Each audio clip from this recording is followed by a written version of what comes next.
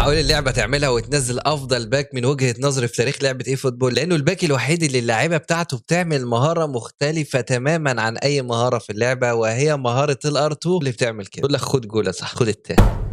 ما تنساش طبعا ان غدا في 150 كوينز باقيين من الحمله، وطبعا ندخل على افضل لاعبين في باك نجوم الاسبوع غدا. اول لاعب معانا واكتر لاعب احترمته في مركز الار دبليو اف وهو ساكا. اللاعب ده خيالي سلس، بساطه 10 على 10، وده من المؤكدين اللي هينزلوا غدا. تاني لاعب معانا من المؤكدين وهو روبرت ليفاندوسكي. النسخه دي هتكون بوستر، فاتوقع توصل ماكس 100 او 101. اسطوره صناعه اللعب كيفن دي بروين ممكن ينزل بكارت ولكن مش بوستر، وطبعا ده لو نزل اتمنى يكون هول بلاير ويطلع لي النسخه دي، لان انا نفسي اجربها بامان. نروح بقى لاخر لاعب مؤكد معانا وهو دي بول. النسخه دي اسطوريه، اللاعب حرفيا في الملعب اسد، فنسخه محترمه وهتكون توب التوب. اكتب لي في الكومنتات تتمنى باك صلاح وسون وكيزا ينزل غدا، ومين اكتر لاعب عايزه من نجوم الاسبوع. ما تنساش تشارك الفيديو لصاحبك وتعمل كومنت باسم اللاعب وتابعنا عشان يوصلك كل جديد. اشوفكم الفيديو الجاي.